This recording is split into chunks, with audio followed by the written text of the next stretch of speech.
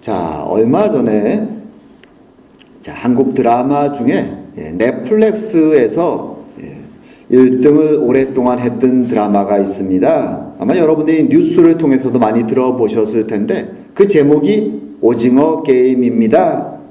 물론 드라마의 내용은 좀 잔인하고 그리고 돈 때문에 어떤 면에서 사람들의 삶이 노예처럼 비참해지는 모습을 보여줍니다. 그런데 흥미로운 것은 이 드라마 안에 한국의 전통적인 게임들이 여러 가지가 소개가 됩니다.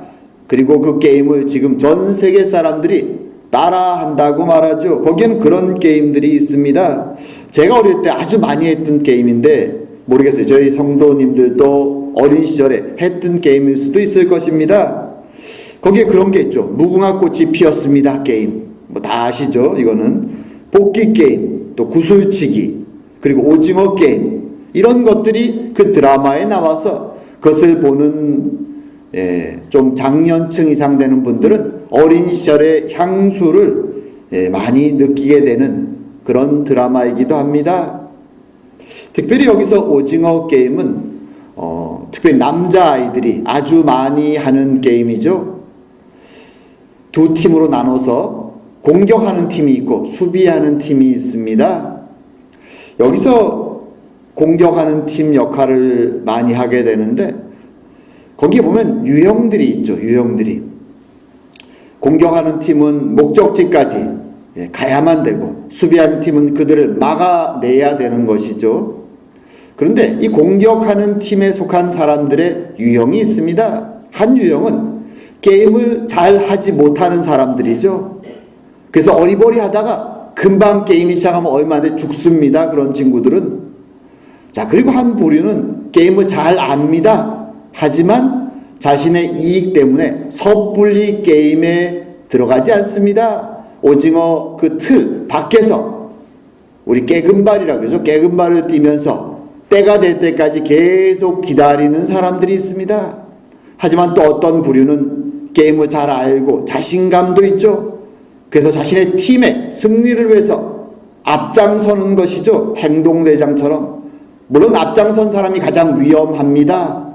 하지만 사람들을 자신의 뒤에 붙여 모으고 계획을 짜고 자신이 먼저 돌격을 하는 것입니다. 어릴 때 저도 그 게임을 참 많이 했기 때문에 이 게임 이름만 떠올려도 제가 열심히 어릴 때 했던, 제가 주로 행동대장 역할을 많이 했거든요. 그 기억이 났었습니다. 근데 이 게임을 생각하면 어떤 면에서는 이 게임에 나오는 사람들의 행동 유형이 마치 신앙생활하는 사람들과도 비슷한 면이 있다라는 생각을 하게 되었습니다. 이 게임이 승자를 가리기 위해서 방법을 짜고 전략을 짜고 길을 통과해서 목적지까지 가는 것처럼 신앙의 길도 사실 만만치 않습니다. 오징어 게임을 진행할 때 상대편 사람들이 그들을 막고 죽이려고 괴롭히는 것처럼 신앙의 길에도 우리를 방해하고 막는 사람들이 있죠. 그리고 신앙의 길을 잘 가기 위해서는 진리의 내용, 성경의 내용을 잘 정확하게 아는 것이 필요합니다. 근데 어떤 사람들은 그 내용을 아는 것에 관심이 없죠. 또 어떤 사람들은 내용을 잘 알고 있음에도 불구하고 그 어려운 길을 가기를 회피하고 자신의 이익을 따져서 방황하는 그룹도 있습니다. 하지만 어떤 그룹들은 이 진리의 길을 잘 알고 그리고 사람들을 격려해서 자신이 가장 앞장서서 그 위험을 해치고 사람들을 진리에 따라 걷도록 인도하는 팀 리더가 되는 역할도 있습니다. 어떤 면에서 오늘 본문에 나오는 다니엘이 그런 팀 리더와 같은 역할을 하죠. 총대를 메고 앞장서 나갑니다. 자, 오늘 본문에서 과연 다니엘이 어떤 역할을 해내는가 한번 그것을 우리가 함께 살펴보면서 하나님이 그것을 통해서 어떤 메시지를 우리에게 주시기 원하시는가 생각하는 시간이 되기 원합니다. 자, 오늘 본문을 시작할 때 보면 이 때는 시기가 있죠. 느부갓네살 왕이 통치 2년이다 라고 얘기합니다. 이 통치년을 붙이는 방법이 여러 가지가 있습니다. 일반적으로는 그가 왕이 된 해는 카운트하지 않습니다. 그 다음 해부터 정식 통치 1년으로 치죠. 그렇게 따지면 그가 왕이 된 것이 횟수로는 한 3년 정도 된 것입니다. 그리고 그때는 다니엘과 세 친구가 이제 3년의 교육과정을 막 마쳤을 때쯤 되는 시기죠. 왕도 젊고 다니엘과 세 친구들도 아주 젊은 나이였습니다. 근데 문제가 생깁니다. 어떤 문제입니까? 왕이 하루는 꿈을 꾸죠. 근데 그 꿈을 깨어나서 왕이 걱정과 근심과 번민에 가득 쌓였다라고 말합니다. 젊고 패기 있고 꿈이 있는 야망이 있는 왕이 꿈에 휩싸이고 어쩔 줄을 모릅니다. 그래서 그의 소위 말한 지혜자들, 그의 참모들을 다 불러 모읍니다. 오늘 본문은 여러 가지 타이틀이 사용되죠. 박사, 술사, 점성술사도 되고요. 또 주술가도 되고 지혜자도 되고 여러 타이틀들이 사용됩니다. 말하자면 신의 뜻을 조금이라도 알 수 있을 듯한 모든 종류의 자신의 좋은 자들을 다 불러 모읍니다. 그리고 그들에게 이제 자신의 꿈을 말하라, 그리고 그 해석을 말하라 라고 명령합니다. 일상적인 경우라면 자신이 꾼 꿈을 얘기해주고 자, 이 꿈의 의미가 무엇이냐 라고 물어야 될 것 같은데 왕은 그 꿈을 말해주지 않습니다. 그러면서 그들에게 내가 어떤 꿈을 꾸었는지 너희들이 알아내고 그리고 그 해석을 말하라 라고 말합니다. 그러자 이 왕의 지혜자들은 당황스러워합니다. 아니 왜 이러십니까? 예전부터 항상 우리들에게는 왕이 먼저 자신의 꿈을 얘기하고 해석을 요구했습니다. 이런 경우는 없습니다. 그러자 왕은 분노하면서 모든 지혜자들을 죽이라는 학살, 대학살의 명령을 내립니다. 이건 논리도 없고 이성도 없죠. 그저 분노해서 왕이 갑자기 그동안은 자신이 왕의 상에서 나는 모든 진미를 통해서 교육까지 했던 최고의 엘리트들인 그의 이 보좌관일 수 있는 고대 시대의 말이죠. 지혜자들을 다 죽이라고 말합니다. 아니 왜 이러는 것일까요? 그동안은 그렇게 정성껏 그들을 길러냈는데 최고의 인재들을 통해서 길러냈는데 왜 이제 와서는 갑자기 다 죽이라고 분노하면서 말하는 것일까요? 꿈을 꾸고 왕이 지금 좀 약간 이성을 잃은 것일까요? 사실 여기에는 크게 두 가지 이유가 있다고 생각할 수 있습니다. 하나는 왕의 개인적인 이유이고 또 하나는 지금 바벨론 종교 이 시스템의 문제라고 말할 수 있습니다. 먼저 이 왕의 지금 상태를 보게 되면 우리는 그냥 꿈을 꿨다, 마치 하루에 한 번 꿈을 꾼 것처럼 나오지만 히브리어로 본문을 보게 되면 꿈들 복수입니다. 말하자면 왕이 이 꿈을 2번 꿨을 수도 있고 3번 꿨을 수도 있습니다. 어찌되었건 왕은 반복적으로 이 꿈을 꾸고 있는 것이죠. 그리고 그 꿈은 일반적으로 우리 흔히 말하는 개꿈처럼 깨어나면 무슨 꿈을 꿨지? 희미하게 기억은 나는데 잘 떠오르지 않는 그런 꿈이 아니라 그의 마음속에서 그 영상이 떠나지 않을 정도로 너무나도 강력한 꿈이었던 것이죠. 그리고 최소한 그는 그 꿈이 어떤 의미인지는 이미 느끼고 있었던 것입니다. 물론 정확한 해석은 모르지만 이 꿈이 어떤 꿈인지 그는 느낌이 오는 것이죠. 말하자면 아주 대단한 흉조인 것이죠. 이제 젊은 왕입니다. 그동안은 자신이 왕자로서 총사령관으로서 싸워왔다면 이제는 왕이 되어서 2, 3년밖에 되지 않았습니다. 야망이 있죠. 지금도 큰 제국이지만 더 큰 제국을 세울 꿈과 야망을 가지고 있는 그인데 갑자기 이 흉조는 자신이 마음속에 팍 느끼기에는 나의 모든 야망을 산산이 다 박살낼 것 같은 그런 흉한 꿈을 그가 꾼 것입니다. 반복적으로 말이죠. 그의 야망이 무너지는 소리가 들려옵니다. 고민스럽습니다. 불안합니다. 걱정이 됩니다. 누군가는 나타나서 신이 말씀하셨습니다. 그것은 그런 흉한 꿈이 아닙니다라고 말해줘야 될 것 같은데 아무도 나타나지 않자 그는 불안과 걱정을 참을 수 없고 분노로 일어나는 것이죠. 바벨론이란 나라 지도를 하나 보여드리겠습니다. 신바벨론. 지금 이 바벨론은 정말 거대한 제국이 되었습니다. 그 전에 아수르가 큰 제국이었는데 아수르보다 더 큰 제국입니다. 이집트를 이미 복속시켰고, 그리고 옆에 있는 메디아도 아직은 힘을 뻗치지 못합니다. 이 메디아가 나중에 페르시아가 되죠. 하지만 아직은 초기 단계죠. 북쪽에 지금 터키 지역에 리디아라는 나라가 있지만 그 나라까지도 힘을 뻗어서 올리고 있습니다. 야망이 있는 왕이었죠. 어쩌면 내가 역사 속에 이름을 남길 만한 강력한 왕이 될 것이라는 큰 꿈에 부풀었는지도 모릅니다. 하지만 이 꿈, 반복된 꿈은 그의 모든 야망을 흔들고 그를 불안과 걱정으로 번민으로 몰고 가고 있었던 것입니다. 자, 그리고 두 번째 이유는 이 바벨론의 종교 시스템의 문제죠. 바벨론의 종교는 쉽게 말해 세속 종교입니다. 전에 제가 말씀드린 적이 있지만 세속 종교의 가장 큰 특징은 무엇인가 하면 그것은 신으로부터 시작된 것이 아니라 인간이 자신의 걱정과 근심과 욕망 때문에 신의 뜻을 알기 원해서 시작되는 종교가 세속 종교입니다.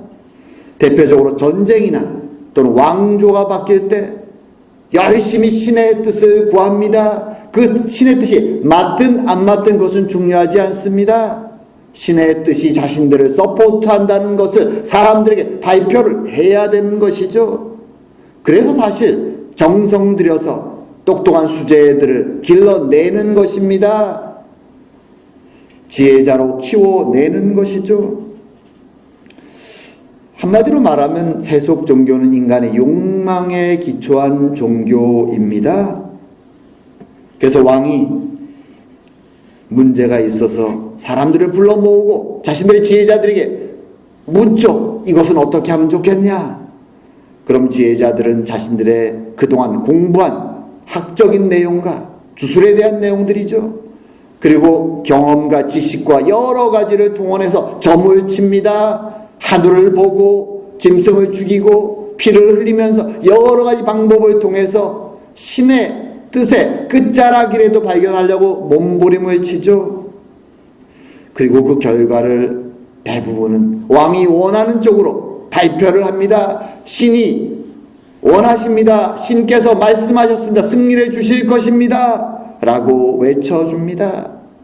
사실 이런 시스템을 바벨론 왕들은 잘 알고 있었습니다.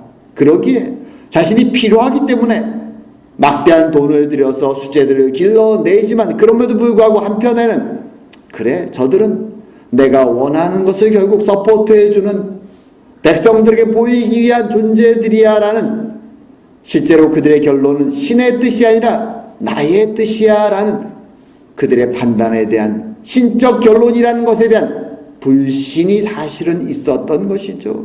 서로 알고 있는 것입니다. 그렇기 때문에 그동안은 무리한 요구를 하지 않습니다. 쉽게 결정할 수 있는 답만을 던져주죠. 오늘 본문의 느부갓네살처럼 내 꿈이 무엇인지 알아내라라는 이런 어떤 면에서는 불가능한 질문을 던지지 않습니다. 왜냐하면 그들이 답을 찾지 못할 것을 알기 때문에 그동안의 왕들은 그런 무리한 질문을 던지지 않았습니다. 그런데 느부갓네살은 지금 무리한 질문을 던지고 있습니다. 왜냐하면 너무 걱정이 되기 때문에, 너무 불안하기 때문에 두려움 속에서 그는 정말로 신의 뜻을 알기 원하는 것이죠. 그래서 그동안 신의 뜻이라고 부르짖었던 그 지혜자들을 불러 모아놓고 그들에게 외치는 것이죠. 너희들이 정말로 신의 뜻을 아는 자들이라면 내 꿈이 무엇인지부터 맞추고 그 그 해석을 하라고 외치는 것입니다. 그런데 이런 왕의 명령 앞에 지혜자들의 대답은 그것이죠. 우리는 알 수 없습니다. 그렇게 말하시면 우리는 해석해 드릴 수가 없습니다. 우리의 지혜로는 당신이 먼저 꿈을 말씀하셔야만 됩니다. 라고 말하자 왕의 불안과 걱정은, 불신은 이제 확신으로 넘어가는 것이죠. 그래, 너희들은 신의 뜻을 알 수 없는 자들이었어. 그리고 그 불신은 불안과 함께 분노가 되는 것이죠. 신의 뜻을 알 수 없는 자들이라면 나에게는 더 이상 필요치 않다. 내가 너희들을 다 죽일 것이다. 그는 불안과 두려움과 걱정 속에서 분노로 자신이 그동안 모든 재산을 투자해서 길러냈던 자랑스러운 자신의 지혜자들을 다 죽이기로 결정한 것입니다. 학살의 명령을 내리는 것이죠. 이것이 세상 종교의 문제입니다. 보통 때는 마치 신의 뜻을 아는 것처럼 자랑하고 자신들의 욕망을 서로 그것을 통해서 교환하죠. 그리고 사람들 앞에서 자랑합니다. 이것이 신의 뜻이라고. 하지만 막상 그들 앞에 정말로 두려운 일이 다가왔을 때 그들은 무기력합니다. 신의 아들이라고 외쳤던 바벨론의 왕도, 그리고 신의 뜻을 아는 자들이라고 말했던 바벨론의 지혜자들도 모두 다 두려움 속에 떨고 있습니다. 해답이 없는 것이죠. 그것이 인간들이 만든 세상 종교의 모습입니다.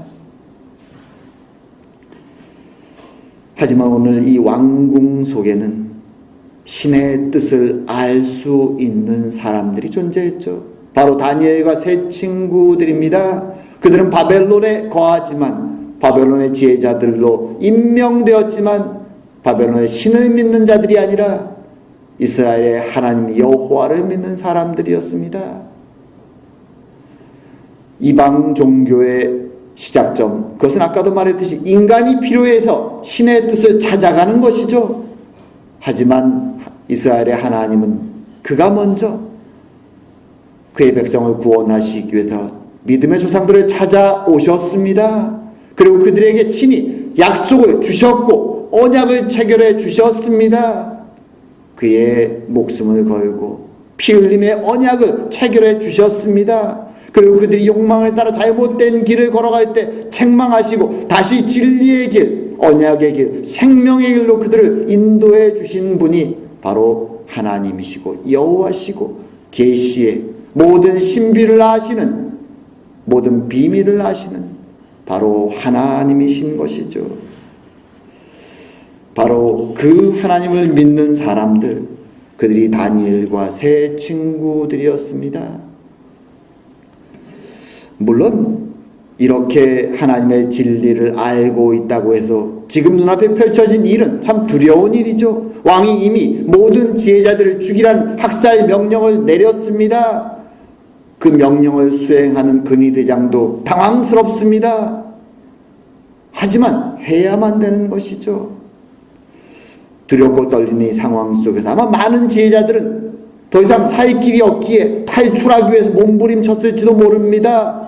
아수라장이 되는 것이죠. 순식간에 모든 것이. 하지만 이 상황 속에서 다니엘은 자신을 죽이러 나오는 근위대장 앞으로 찾아갑니다. 그리고 그에게 왜 이런 일이 벌어졌는가를 다시 한번 질문합니다. 그리고 왕의 허락과 함께 그는 자신이 그 질문에 대답하겠다라고 대답하고 시간을 달라고 말하고 돌아옵니다. 어떻게 이것이 가능할까요? 왕의 칼이 지금 모든 지혜자들 앞에 서 있습니다. 학살의 순간이 다가오고 있습니다. 그 앞에 담대하게 나갈 수 있는 모습은 그가 자신이 믿는 하나님은 계시의 하나님이심을, 그동안 자신의 조상들을 통해서 언약을 체결하시고 계시의 진리를 인도해 오신 하나님에 대한 확신이 있기 때문이죠. 그러기에 그는 담대하게 앞장서서 마치 아까 얘기한 오징어 게임에서 팀을 승리로 인도하기 위해서 자신이 위험을 짊어지고 앞장서 나가는 행동대장처럼 다니엘은 용감하게 앞으로 나섭니다. 자신의 행동에 따라서 모든 지혜자들의 생명이 걸려있고 또한 자신들, 다니엘과 세 친구의 생명이 걸려 있습니다. 그는 숨지 않습니다. 자신이 믿는 진리를 확신하기에 나가 담대히 고백하고 이제 친구들과 함께 기도하기 시작합니다. 네 사람이 밤을 새가며 열심히 하나님께 기도합니다. 진리의 하나님, 참되신 하나님, 계시의 하나님, 저희들에게 하나님이 누구신가를 보여주십시오. 그리고 그 하나님은 바로 다니엘 앞에 환상 속에 느부갓네살 왕이 꾸었던 그 꿈이 무엇이며 그 답이 무엇인가를 응답해 주십니다. 어떤 면에서 신앙의 길이라는 건 그렇습니다. 진리가 있고 어느 길로 가야 되는지 분명히 압니다. 하지만 모든 사람들이 그 길을 나서지는 못합니다. 그저 쳐다보는 사람들이 많죠.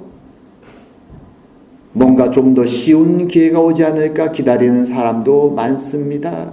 그러기에 그 신앙의 길을 주님은 좁은 길이라고, 십자가의 길이라고 우리에게 말씀해 주십니다. 어느 시대에나 사람들은 진리를 믿기보다는 자신의 욕망을 따라가기를 좋아합니다.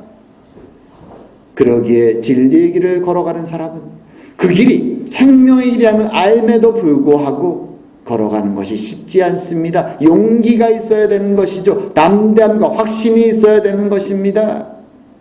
하지만 그렇게 걸어갔을 때 그들은 하나님의 은혜를 경험하게 되는 것입니다. 그리고 그 은혜는 그 본인만이 아니라 그 주변 모든 사람들이 함께 공유하게 되는 것이죠. 오늘 다니엘에게 그 일이 벌어진 것입니다. 오늘 우리가 살아가는 이 시대도 쉽지 않죠. 어떤 면에서 고대인들은 신의 뜻을 알기 위해서, 답을 알기 위해서 여러 가지 점성술과 주술과 방법들을 이용하지만 오늘날 사람들은 그런 식으로 하지 않죠. 물론 여전히 주술을 이용하는 사람도 있습니다. 하지만 오늘날의 주술은 컴퓨터가 대신해 주죠. 계산을 합니다. 그리고 많은 사람들은 그 기술을 믿죠. 확신하죠. 지식을 많이 소유하고 현대 테크놀로지를 많이 알면 모든 것에 합리적인 답을 찾을 수 있다고 확신하면서 마치 그것을 신처럼 신봉하고 나아가기도 합니다. 그래서 하나님의 진리는 마치 오래된 옛날 얘기처럼 생각하고 사람들이 눈에 보이는 이익을 따라서 자신의 판단을 확신하고 그것에 따라 살아가는 세상이 오늘날의 세상입니다. 진리를 지키고 신앙을 따라 살아가는 사람들의 삶의 모습은 어리석어 보인다라고 사람들은 생각합니다. 하지만 그럼에도 불구하고 우리는 오늘 이 말씀 속에서 다시 한번 우리에게 질문을 던져보는 것이 필요합니다. 나는 하나님의 진리를, 이제 곧 주님이 돌아오실 텐데 이 진리를 확신하고 십자가의 길, 주님의 길을 믿고 따라 걸어가고 있는가? 세상이 그것을 불신하고 비웃을지라도 그 길만이 생명의 기름을 믿고 있는가? 스스로에게 질문하는 것이 필요합니다. 우리는 보통 진리를 빛이라고 말하죠. 그 빛만이 주님께로, 하나님 나라로 향하는 생명의 길을 비출 수 있기 때문에 빛이라는 표현을 또한 씁니다. 그것을 우리가 알고 있다면 우리 주변에 방황하는 사람들을 도우며 그 빛을, 플래시라이트 앞으로 비추면서 한 발 한 발 힘들지만, 사람들이 옆에서 유혹하고 흔들고 넘어뜨리지만, 때로는 비웃지만 우리는 그 길을 나아가야만 되는 것입니다. 그 은혜가, 그 믿음이 우리에게 필요합니다. 이제 말씀을 맺을까 합니다. 자, 오늘 본문에는 느부갓네살 왕, 고대 바벨론 제국의 강력한 왕은, 야망과 꿈이 넘쳤던 그는, 이 젊은 왕은 반복된 악몽을 꾸고 그리고 불안과 걱정 속에 어쩔 줄을 모릅니다. 그리고 자신을 위로하지 못하는, 자신의 이 걱정과 근심을 답을 주지 못하는 모든 지혜자들을 분노 속에 죽일 것을 결정합니다. 그것이 세상의 모습이죠. 모든 것을 아는 것 같지만 정말로 큰 위험과 어려움이 닥치면 무너지는 것입니다. 답을 찾지 못하는 것이죠. 두려움에 떠는 것입니다. 하지만 이 두려운 순간에 다니엘과 세 친구는 확신을 가지고 왕 앞에 나아가 곧 하나님이 계시를 주실 것이라고 말하며 기도하기 시작했고, 하나님은 그 믿음에 응답해 주셨습니다.